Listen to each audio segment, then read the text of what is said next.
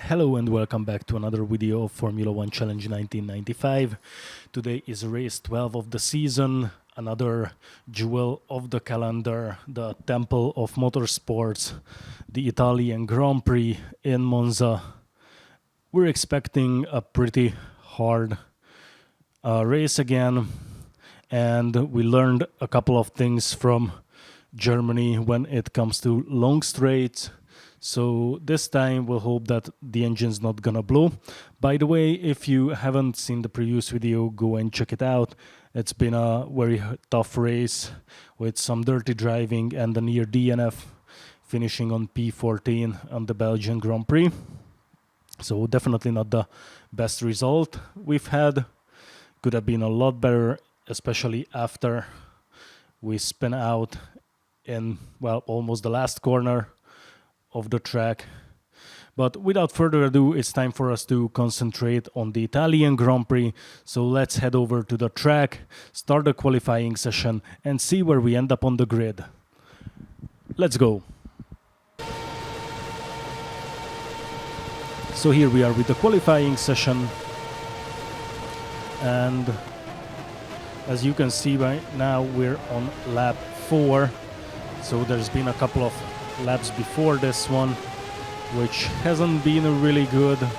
As you can see, we're on P3 behind the Lazy, which in the end should mean a midfield position somewhere.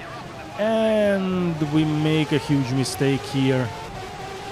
Take a bit of a too short braking distance, and we just cut the track through the escape route, which actually gives us a couple of seconds that will help us end up in a position where we clearly shouldn't be, even with this huge mistake where we just went out and tried a bit of WRC on the gravel.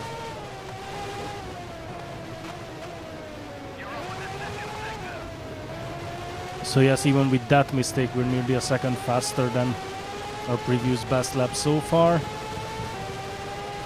which certainly makes things interesting. And as you can see here, we're still maxing out the engine rev. However, this will be slightly different for the race, as the race setting is gonna be a bit different from this one.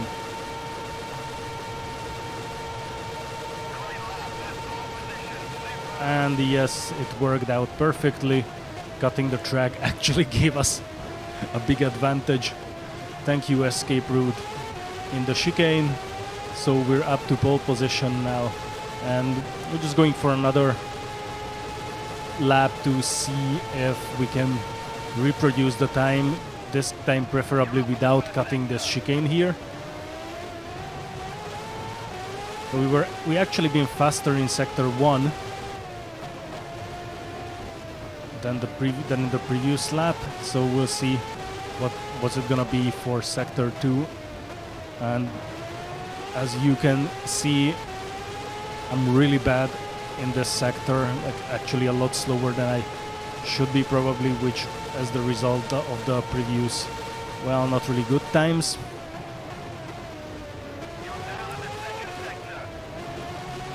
And yes, we're already half a second down on the second sector.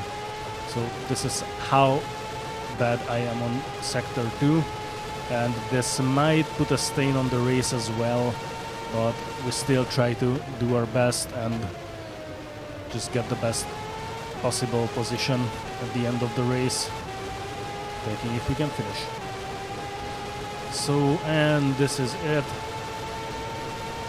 And after this lap, we're just gonna go head over to the grid, do the grid walk, and here we are. So we have Schumacher in P1, followed by Hill, Coulthard on P3 in the other Williams, Herbert in P4. Again, he's not in his usual position because we are in his usual 5th position.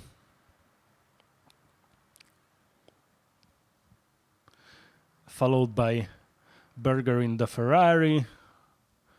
And yes, it still counts as our rival for the season. Alesi P7, Frentzen P8, Bouillon P9, Brundle P10. One of the few occasions he actually outqualifies his teammate. Irvine P11, Panison P2 with the other Ligier,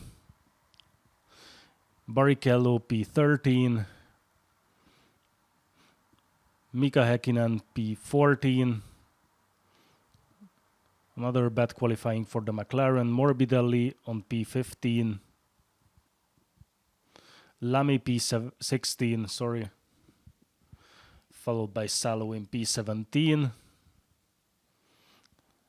Baudouin in P18, so the Tyrrell is in a Minardi sandwich. Montermini P19, Katayama P20. Here comes our teammate Verstappen, who finished on P21. And he actually outqualified Mansell, who is on P22. Again, not good for McLaren. Then Diniz, Moreno, the 240s this time not on last position. Well, again, Inoue and Gachot closes the grid on P26. And here we are. The lights are on.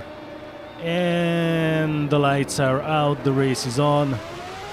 And as you can see, we have a very slow start. And that's thanks to the settings we made to try and make sure that on the two long straights, we don't repeat the same as we had in Germany. So we're not maxing out the engine rev, and with that just try to ensure that the engine survives the race. In the meantime, we're still on P5 but very close to Herbert. Touch him a bit from behind, and as you can see, the result of these settings, despite the very slow acceleration, we have a far superior straight line speed than Herbert's Benetton. So I would say we're in a pretty good position for this one, as we can use the two long straights to our advantage. However, we lose a lot in these corners. As you can see, Coulthard just pulling away after each corner.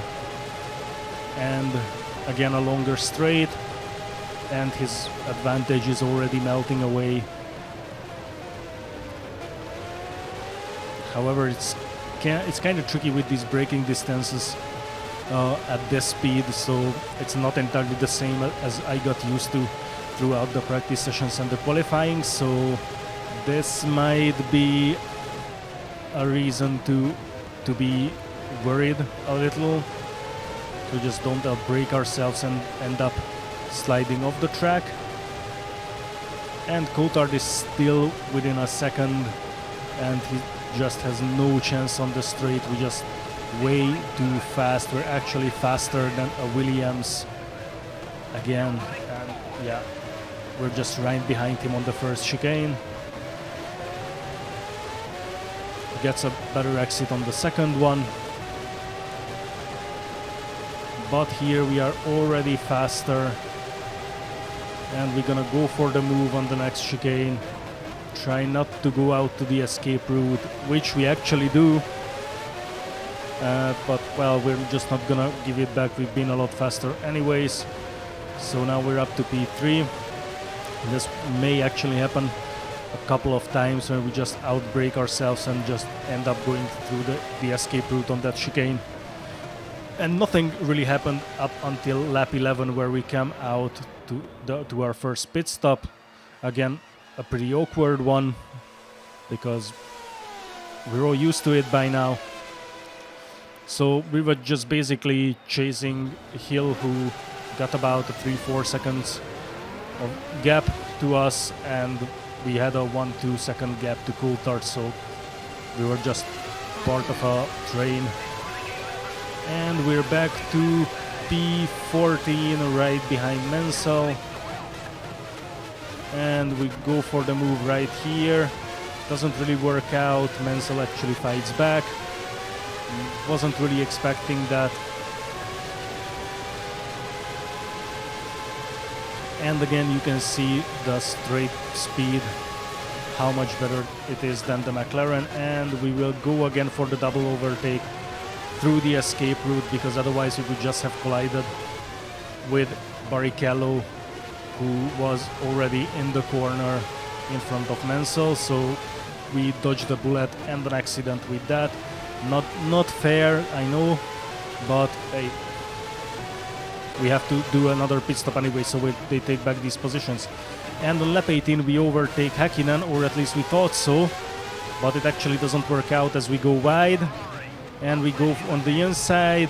Häkkinen goes to do a bit of WRC on the gravel without losing any speed or having really any consequences. So we use our straight line speed to overtake him on the straight. And this time we don't let him pass. So we're up to P11.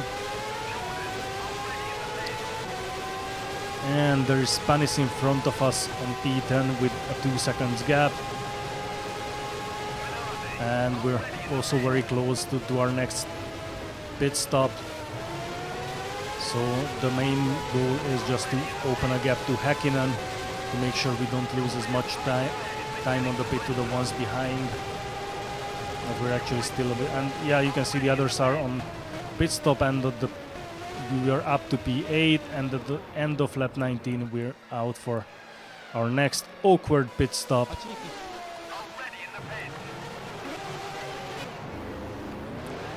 And others are coming in as well. Try not to collide with them in the pit lane. And we're back to P10. Yep, looks like it's P10. So here we are in front of us, Bouillon with a 5 seconds gap, behind us Panis. We actually came back in front of Panis, and on lap 21 we overtake Bouillon. Again using the higher straight line speed, which we pretty much do this entire race. And now it's in Brundle in front of us. We had quite a lot of beef with him in the Belgian Grand Prix. We pushed him out of the track first, then he hit our car. The next time he had the opportunity to do so. This time we just tried to overtake him and not do anything like that.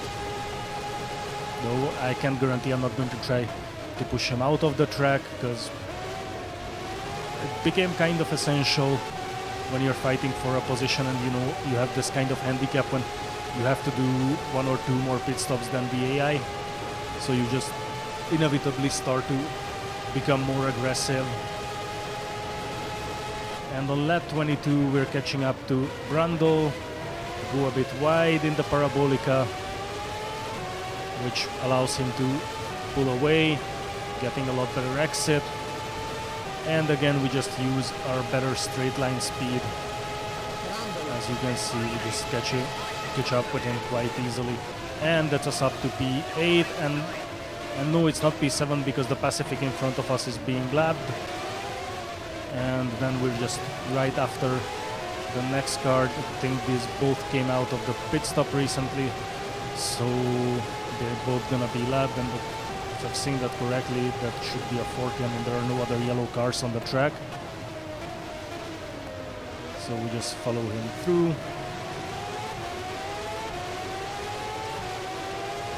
And he quietly lets us pass. Actually, not that quietly. And at the end of lap 26, so this is the last lap, nothing really happened. We just stick to P8 with Frentzen with a huge gap ahead. And Damon Hill wins the race, followed by Michael Schumacher. So, good job. And Coulthard on P3, so that's another double podium for the Williams cars. And it's gonna be P8 for us. Brundle is a bit behind. Frentzen should already be finishing. Herbert in P4, Berger in P5. I think he's gonna overtake us in the points, or if he didn't do so already. And Alesi, Frentzen, and here we come in on P8.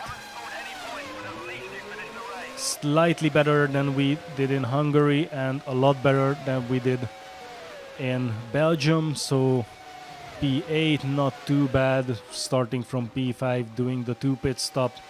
So I don't think there is any reason to complain. And you can see here the winner, Damon Hill. And right behind him, Schumacher, who's still leading the World Championship, or at least he should be. So here are the final results. Let's have a look. Hill, Schumacher, Coulthard, Herbert, Berger, Alesi, Frentzen, and ourselves some P9, followed by Brundle, Bouillon, Panis, Häkkinen, Menzel, who is still called Blundell, Barrichello, Irvine, Lamy, Morbidelli, Badoer, Montermini, Katayama, Inoue, Verstappen, Moreno, Salo, Diniz, and Gachot. So it's been a pretty good race, actually. As I already said, not too bad.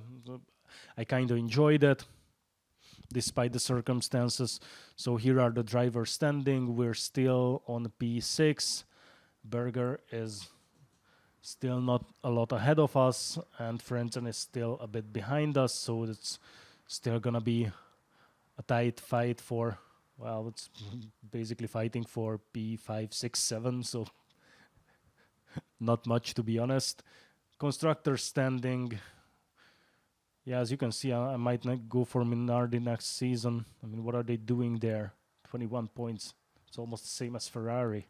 Seriously. Unbelievable. That's also thanks to Badoer's P1. So yeah, thanks you very much for watching, and I'll see you at the next race in Portugal. Goodbye.